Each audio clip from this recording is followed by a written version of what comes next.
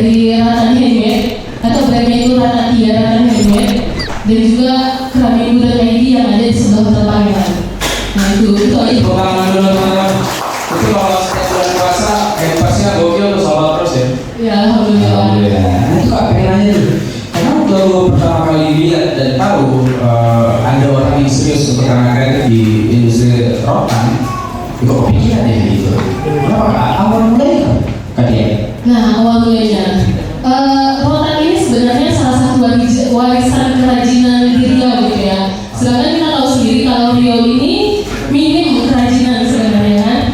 Nah saya itu ada rotan sejak dulu kala tapi nggak dikembangkan gitu. Nah ketertarikan awalnya itu karena keluarga saya, orang tua, furniture-nya itu rata-rata di rumah rotan semua, dari meja makan, kursi tamu, pokoknya semua rata-rata rotan itu di rumah. Dan usianya itu dari saya kecil sampai punya anak kecil masih aja awet dan masih aja modelnya itu gak ketinggalan gitu. Misalnya kita beli kursi tamu tahun 95 gitu kan ya, kalau sekarang udah agak relevan gitu di antara sofa-sofa baru apa gitu kan. Nah kalau rotan ini dia lemes gitu modelnya, kalau kita bosan tinggal ganti cushionnya aja, udah fresh lagi gitu. Nah dari situlah ketertarikan awalnya untuk bisnis rotan. Dan kita juga kalau sekarang lagi handle yang seringnya itu barang-barang perusahaan sih. Barang-barang perusahaan itu kita sering handle hampers mereka, terus goodie bag buat perusahaan. Nah itu enak juga sih modusnya. Kalau korporat kan lebih enak loh, ngejalin relationship ya. Karena kalau konsumen banyak ini ya, banyak pilihan gitu ya kalau konsumen biasa nih. Misalnya mau makan di A, di B, C gitu kan, gampang gitu ke distractnya lihat iklannya itu udah langsung berpaling. Nah kalau konsumen perusahaan ini ketika mereka udah nyaman gitu, jarang mereka mau berpaling. Jadi kita gimana kalau mereka tuh nanya sesuatu kita fast respon, atau misalnya mereka butuh apa kita cepat, dan mereka butuh A kita kasih A plus gitu, mereka betah gitu. Gitu sih, malah lebih enak relationship ke perusahaan dibanding ke konsumen biasa. Kita cari bisnis yang bisa dilakukan oleh semua orang gitu kan. Semua orang mungkin yang ada di sini mungkin yang udah punya bisnis gitu ya. Ada juga yang belum punya tapi pengen punya gitu. Apa sih bisnis yang bisa dilakukan kalau modal terbatas, kalau waktu juga nggak banyak. Nah salah satunya Google PKW ini adalah jawaban dari orang-orang yang mau bisnisnya tidak perlu banyak modal. Boleh share nggak Google PKW ini? Google PKW itu coba nanti cek IG-nya aja Google PKW. Jadi dia itu sistemnya pesan antar kayak Ghost Kitchen. Kita nggak punya tempat, kita nggak punya galeri atau apa gitu. Jadi kita orang order makanan langsung kirim dari rumah kita ke tempat mereka. Jadi dia itu konsepnya take away dan untuk makan bareng gitu. Jadi ketika orang mau makan bareng-bareng atau mau nge-grill, nge-steamboat, nggak perlu ke mana-mana, cukup di rumah aja bisa loh. Atau mau di piknik di suatu tempat bisa loh gitu. Langsung saja ya pertanyaannya. Jadi saya mau bertanya Kak, kira-kira bagaimana caranya kita membedakan peluang ini berpotensi atau peluang ini kayak hanya cuma nafsu belaka aja kita ingin mewujudkan itu sebagai sebuah bisnis gitu. Jadi bagaimana kita bisa membedakan ini peluang ini kayak berpotensi nih, atau kayak sesuatu yang datang kira-kira kayaknya cuma ego kita aja yang pengen itu diwujudkan gitu. Terima kasih. Dan situ insting kita sih juga main gitu kan, insting sama lihat kira-kira di Pekanbaru ini udah banyak belum pemainnya. Kalau kira-kira udah banyak saya nggak mau tuh, capek kan. Kita udah pendatang baru mana udah banyak, kita cari yang lain. Nah itu belum ada dan di situ ramai. Kira-kira mirip nih apanya namanya marketnya antara kota A dengan kota B dan kota kita itu beda marketnya, nggak ada salahnya untuk kita coba. Jadi coba aja gitu, jangan kebanyakan. Karena kita mikir gitu kan, mikir berganti tahun, jadi ada lagi itu berubah lagi trennya gitu.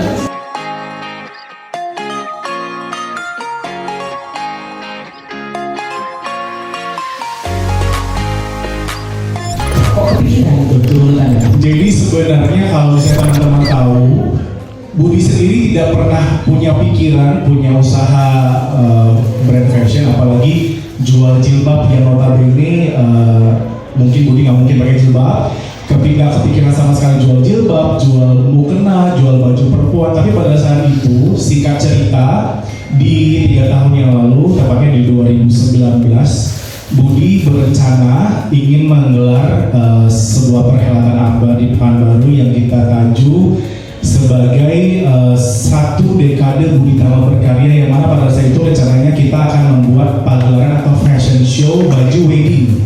Nah, jadi pada saat persiapan untuk show tersebut, kita memikirkan kira-kira apa ya souvenir yang bagus yang akan kita berikan ke semua teman-teman yang hadir.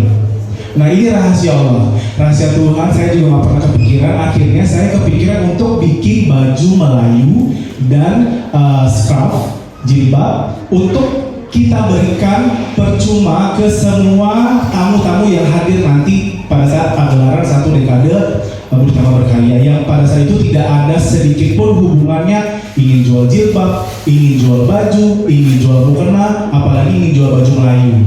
Nah, ternyata 1 minggu menjelang perhelatan itu, tepatnya di Novotel, ingat banget, itu semua sudah dipersiapkan, bayar IO sudah, kalau kita ini luar biasa, terus sudah mempersiapkan semua segala macam, dan sudah membayar semua vendor, IO, lighting, stage, tiket pesawat, tamu-tamu saya yang di luar negeri sudah diundang semua ke sini. Dan ternyata 1 minggu PPKM, barang-barang yang saya siapkan untuk diberikan percuma itu kan akhirnya nggak ada indikasi ya. Terbersih dari obrolan karyawan saya, Pak, gimana kalau misalkan barang-barang yang kita sudah siapkan awalnya untuk diberikan kita jual saja. Lebaran, barang saya yang tadinya itu ingin dikasih ke orang, balik lagi duitnya. Akhirnya kerugian yang saya dapatkan pada saat PPKM itu dibalikin sama Allah tunai dengan saya menjual barang. Kalau saya tetap bertahan jadi makeup artist, pada saat itu mungkin wedding postpone, wedding nggak akan mungkin ada, dan itu nggak setahun, kurang lebih 2 tahun. Teman-teman bayangkan selama 2 tahun saya tidak mendapatkan rezeki di kerjaan saya biasa, terus karyawan saya pasti akan saya PHK. Tapi ternyata tidak, malah yang dulunya saya cuma punya karyawan kurang lebih berapa ya, 3 atau 4 orang yang mungkin setiap bulan saya gaji. Tapi setelah punya itu malah ditambah sama Tuhan, luar biasa. Jadi karyawannya bukannya sedikit, malah alhamdulillah sampai hari ini yang di Pekanbaru aja ada 16 orang. Kalau misalnya di luar sana ada pengusaha punya mentor A, mentor B, mentor C, saya juga punya mentor, tapi mentor utama menurut saya di usaha saya pasti ibu saya. Jadi teman-teman, singkat cerita lagi, pada saat saya kecil itu saya selalu melihat orang tua saya berpakaian rapi. Saya kebiasaannya adalah selalu melakukan hal-hal detail, apapun itu. Nah, makanya saya bilang itu jangan ditiru. Tapi saya implementasikan ke usaha saya yang di bidang fashion. Menurut saya itu hal yang sangat cocok. That's why saya merasa kenapa akhirnya brand fashion perempuan yang saya geluti sekarang, walaupun saya bukan perempuan, akhirnya diminati, disukai, dan bisa diterima lah sama teman-teman di Pekanbaru.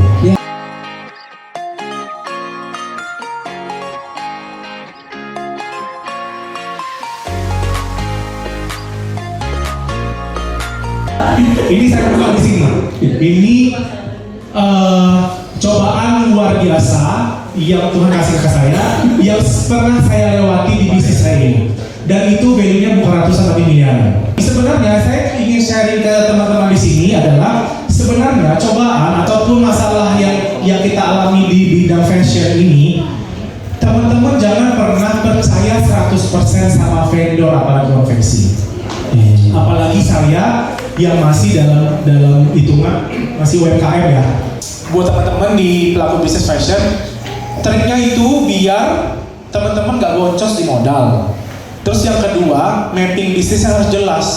Kalau mau ngeluarin satu produk, jangan pernah beranggapan produk itu laku. Kadang-kadang saya ngeluarin 10 artikel yang menurut saya laku, malah itu nggak laku. Yang saya nggak terlirik mata saya, nggak saya bikin photoshoot, video segala, malah itu yang laku.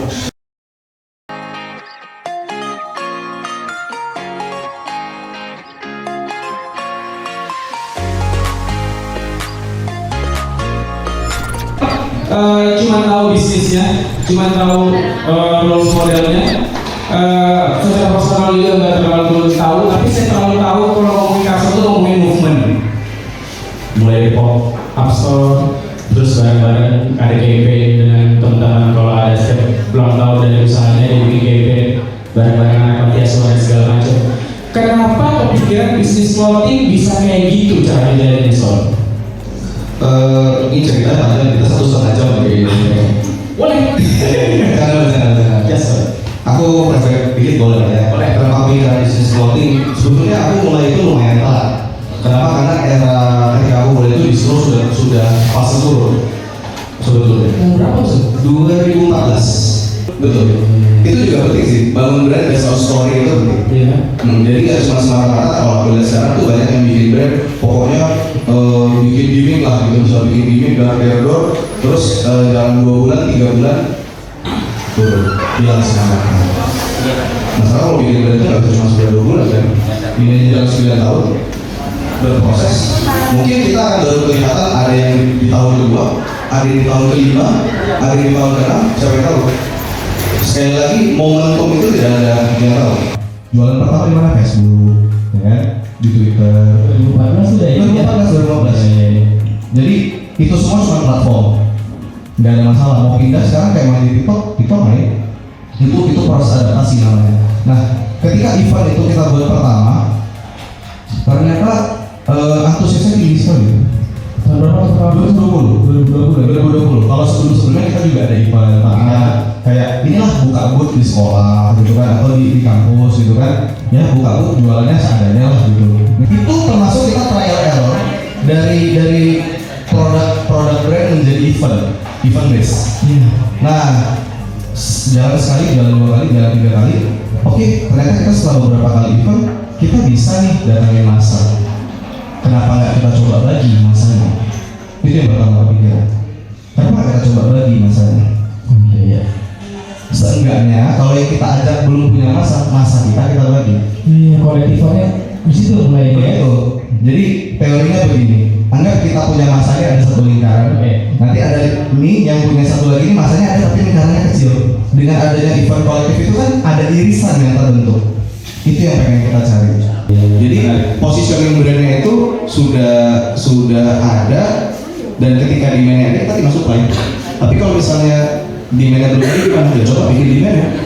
Untuk market kolektif yang kita jalani sudah, mungkin boleh follow Instagram atau lihat, karena kita nanti akan update info-infonya di situ.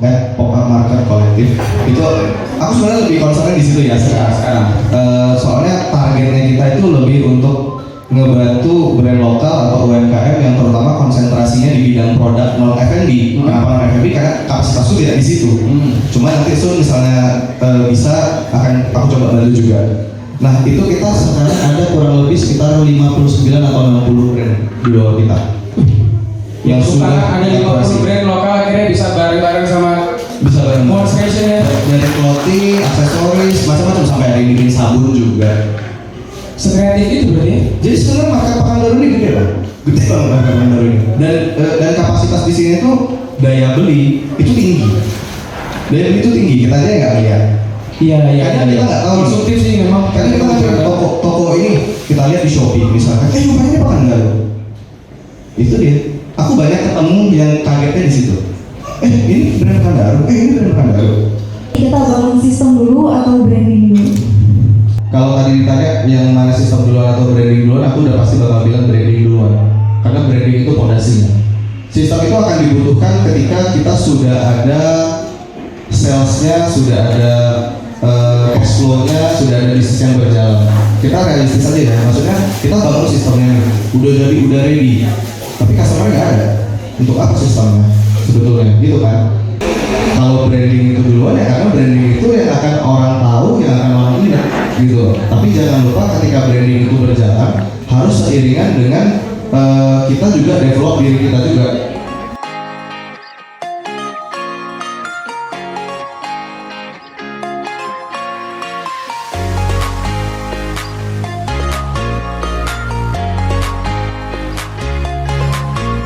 Lagi dan lebih banyak lagi pengusaha-pengusaha lokal, atau bukan tidak mungkin justru dari teman-teman ini yang bisa kita undang special guest. Sudah, tepuk tangan untuk Mas Lino.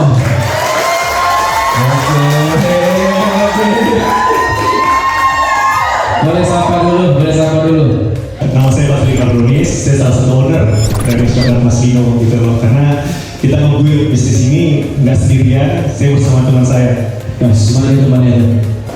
Kenapa akhirnya memutuskan untuk es coklat? Karena ternyata udah banyak usaha yang mereka build bareng berdua dan itu selalu gagal. Iya kan, mereka berdua itu susah banget loh menyatukan visi seorang sahabat, usaha bareng, gagal berkali-kali, akhirnya biasanya kan nyerah tuh. Iya. Kenapa akhirnya memutuskan, yuk kita jual es coklat nih? Karena kita yakin nih Bang, dan juga kita selalu mulai di media sosial gitu loh, karena memang disitulah sumber inspirasi kita gitu. Oke, jadi di tahun 2022 itu Bang, kita baru selesai menyelesaikan bisnis penyewaan skuter listrik. Nah itu sempat heboh banget di Dipo, itu kita incorporate pertama kali itu. Oh, Nah, itu berarti kita- lu dari awal usahanya itu berkaitan dengan diskup nih. Skup kan bocil-bocil yang jalan pakai skuter ini itu usaha Anda juga kan? Oh, Kita membangun restoran ini memang kita riset banget teman-teman, dan langsung kita eksekusi gitu loh. Kita riset dari sisi harga, dari sisi rasa gitu loh, karena di Pekanbaru ini udah banyak juga yang jualan es coklat, namun mereka nggak memiliki branding. Adapun es coklat ini masih bertahan sampai sekarang itu hanya menyasar oleh kalangan tertentu. Mungkin teman-teman tahu brand di Pekanbaru ini yang udah lama hype-nya di sini. Nah, itu kita sadari, wah ternyata es coklat ini sesuatu yang bukan viral gitu loh, yang bisa dijalani dan dikonsumsi setiap hari. Beda apa seperti capcin kan gitu teman-teman ya. Capcin mungkin ada masa penurunan ya, karena memang itu sesuatu yang nggak bisa dinikmati sehari-hari gitu. Dengan kualitas premium tanpa harus kita mengambil profit yang besar gitu loh. Kita main di quantity, pas itu kita mulai berpikir sambil kita mengkonsepkan branding gitu bro. Karena memang branding inilah salah satu kunci untuk kita masih bisa sustain sampai saat ini. Karena kalau untuk rasa pasti 11-12 dengan coklat-coklat yang ada di pasaran, pasti kompetitor itu kan menyaingi rasa kita. Memang untuk join itu high risk gitu loh, Ya. pada orang yang kita nggak tahu karakternya seperti apa. Tapi kembali lagi, ada yang berhasil dengan bisnis join. Nah kita selalu yang kita selalu menjaga pembinaan segala macam itu, selalu bersinergi ketika masalah apapun kendalanya, kita cari obstacle dan apapun itu solusinya selalu kita bersama. tuh. Untuk proses ini yang kita udah sepakati juga di awal, mulai dari pembagian kerja itu kita kan udah biasa melakukan bisnis sama-sama, usaha gagal. Jadi udah tahu kemampuan ini, mampunya di sini. Jadi dan pertama kita buka Mas Lino ini juga orientasi kita bukan ke hasil dalam uang itu bukan, tapi kami, jadi kalau kami orientasinya itu hasil tadi dalam uang tadi itu mungkin kami akan ribut setelah ini akan ribut. Tapi orientasi kami itu gimana kita bisa membuat karya gitu sama-sama, karena udah biasa juga kan. Jadi itu uang itu tadi bonus yang kami dapatkan, makanya kami Terima kasih Wilfred, terima kasih kawan. Terima kasih untuk Sidik dan Lino. Ini di kita Pak ini. Lino, ini kita mau kasih tahu. Dan kebetulan juga hari ini kita punya sesi waktunya. Jadi nggak usah berlama-lama, saya present aja, perlu present bagi kita semua. Ini dia, boleh di close untuk Ayah Rahmat. Boleh. Ya tahu dia itu tahu kan. Cek. Kita ngobrol ini orang yang termasuk paling banyak tanya di DM. Pengen tahu cerita awal mula Vera kayak gimana? Mau nanya nih. Suntuk nggak pertama kali lihat Bunda Vera masak? Bisa saya di rumah. Iya. Nah, gimana? Ceritain dong dari awal 2015 tuh. Iya. Dosen loh, pulang-pulang kerja lihat rumah berantakan, istri bikinin gimana tuh? Ya, jadi kami punya dua karakter yang berbeda. Tapi seperti yang saya sampaikan, sering saya nasihat istri saya bahwasanya pernikahan itu adalah manajemen ketidakcocokan. Bukan seling keluarga gitu. Yang tidak cocok menjadi cocok, diusahakan cocok. Jadi istri nyerah-nyerah, ya saya isi. Di waktu tahun 2015, ya sebelum tanggal tahun 2015 kami nggak jualan. Jualan kalau kata udah kira itu palu gada, apa yang diminta mereka kita buat gitu. Ada yang buat